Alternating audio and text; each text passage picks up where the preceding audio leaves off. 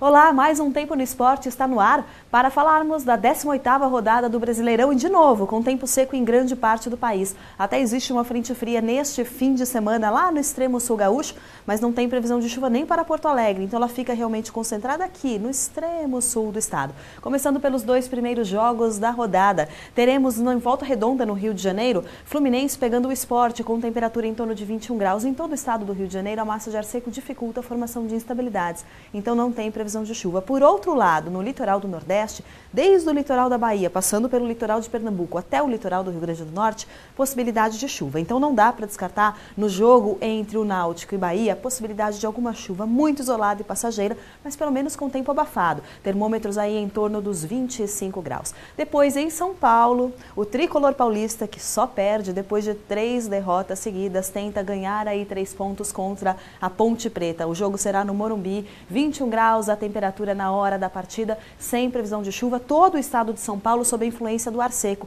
Então também na Baixada Santista, na Vila Belmiro, no Clássico Paulista entre Santos e Corinthians, também nada de chuva. Esse jogo já é no domingo, às 4 da tarde, temperatura mais alta, 26 graus. O sol brilha forte durante todo o fim de semana no estado de São Paulo e em grande parte do Sudeste. Então os próximos 3 jogos, aí já falando de domingo, às 16 horas, teremos Grêmio e Figueirense. Em todo o litoral gaúcho não tem previsão de chuva, com exceção do extremo sul do estado, as outras regiões ainda até com temperaturas altas. Porto Alegre vai a máxima de 30 graus. Na hora da partida, termômetros em torno dos 27. Depois em Belo Horizonte, teremos o Atlético Mineiro tentando se manter aí na liderança contra o Botafogo. Temperatura em torno de 22 graus, também com tempo seco, nada de chuva. Nada de chuva no leste paranaense, por isso no Couto Pereira, onde teremos Coritiba versus Cruzeiro, temperatura em torno de 20 graus, o gramado seco. E depois, os últimos 3 jogos da rodada, que serão às 18 horas e 30 minutos.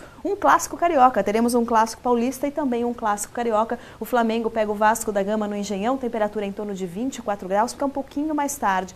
Se fosse às 16 horas, aí realmente uma tarde muito quente.